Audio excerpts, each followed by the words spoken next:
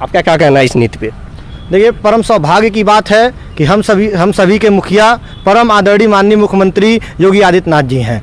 देखिए, बड़े दुर्भाग्य की बात होती है कि जब भी देश के लिए, समाज के लिए कोई भी ऐसा कानून आता है तो देखिए, जब बुरा आए तो बुरा कानून आए तो आप विरोध करिए, बहुत अच्छी बात है। लेकिन कुछ कानून ऐसे भी होते हैं जो देश हित में होते हैं, समाज हित में होते हैं, नागरिकों के हितों में होते हैं, तो ऐसे नीतियों को सिर्फ विपक्ष बन के विरोध करना बिल्कुल जायज़ नहीं है।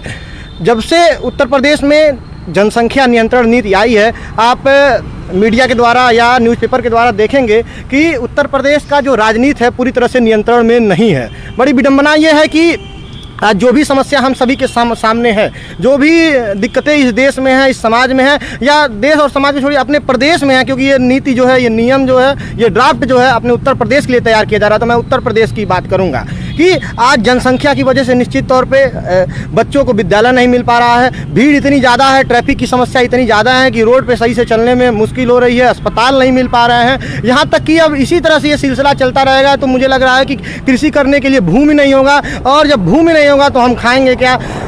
ये इस महामारी का, इतना बड़ा महामारी का प्रकोप हम सभी झेल रहे हैं। आज इस देश में कोई भी पूरी तरह से सुरक्षित नहीं है। सरकार जो है वैक्सीनेशन पे पूरी तरह से जोर दे रही है, लेकिन पूरी तरह से वैक्सीन नहीं लगा पा रही है। अमेरिका जैसा देश जिसकी आबादी 34 से 35 करोड़ है, वो इतनी आसानी से अपने पूरे देश के अंदर वैक्सीन लगवा चुका है। तो ये सोचिए कि अगर हमारे भी प्रदेश की जनसंख्या, हमारे भी देश की जनसंख्या अगर कम होती तो आज पूरे देश के हर नागरिकों को वैक्सीन लग गई होती। तो निश्चित तौर पर जनसंख्या एक परमाणु बम की तरह हमारे देश में विस्फोट हो रहा है, और जब तक इस जनसंख्या को हम सभी कम नहीं कर पाए, या इस जनसंख्या के लिए हम सभी नियम कोई लेकर नहीं आए, तो हम सभी हमेशा हर रोज़ जब भी घर से बाहर निकलेंगे तो किसी न किसी समस्या का हमें सामना करना पड़ जाएगा। ये तो बात रही कि जनसंख्या नीति कितनी ज़रूरी है। सभी छात्र संगठनों ने अपनी अपनी राय रखी। हम अब सबसे पहले ABVP से जानना चाहेंगे, जैसे अब इसकी नीयत पे बात करते हैं। जैसे कि अभी योगेश जी ने कहा है, NSUI के योगेश जी ने, कि मुख्यमंत्री योगी आदित्यनाथ खुद 6-7 भाई बहन हैं। यहाँ आपके यहाँ के सांसद रवि किशन जी 4 बच्चों के बाप हैं। उन्होंने कहा कि इसके पीछे नहीं है, मतलब इनसे ये खुद सीख नहीं लेते हैं, तो ये क्या नीति बनाएंगे? इस पर आपका क्या कहना है? बहुत बढ़िया प्रश्न किए हैं हमारे भाई हैं योगेश प्रताप सिंह। जब से मैं गोरखपुर विश्वविद्यालय में छात्र राजनीति से जुड़ा हूँ, तब से मैं योगेश प्रताप सिंह जी को देख रहा हूँ। बहुत बढ़िया प्रश्न। देखिए, अगर मेरे बाबा, देखिए वास्तविक में मेरे बाबा जो है चौराहे पे फलों का ठेला लगाते थे, फलों का ठेला मेरे बाबा लगाते थे, तो क्या मेरे पिताजी भी फलों का ठेला लगाएंगे?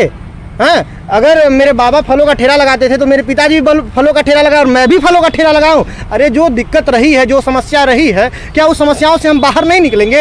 अगर जनसंख्या कम का कोई नियम लाया जाता है जो स्वागत योग्य है, जो अच्छा कदम है, निश्चित तौर पे देश के लिए अच्छा कदम है, हमारे भारत के लिए अच्छा कदम है, और मुझे लग रहा है कि सभी देशों को भी ये नियम अपने यहाँ लागू करना चाहिए ताकि उनके लिए भी अच्छा कदम होगा। तो इसमें क्या बुराई है? और जो पूर्वज रहे हैं ये हम भी करें।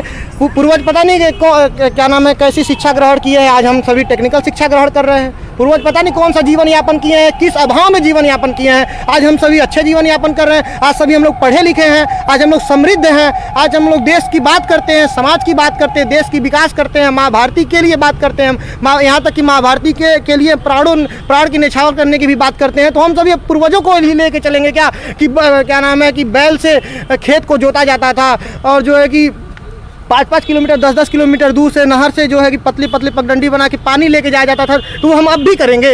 हम लोग अंतरिक्ष में पहुंच गए। अंतरिक्ष में आज जो है हमारा देश जो है कि सिर्फ ज़मीन पे ही, अंतरिक्ष पे भी काम कर रहा है। तो हम अभी भी अपने पुराने ज़माने में पंडित जवाहरलाल नेहरू और इंदिरा गांधी और सबको लेके चलेंगे, तो मुझे लग रहा है कि ये निश्चित तौर पर ठीक नहीं है। मुझे जो है कि पुराने चीज़ों को छोड़ के नए बातों पर और नए तरह से और जो है वैज्ञानिकी तरह से इन सभी मुद्दों पर कार्य करना चाहिए।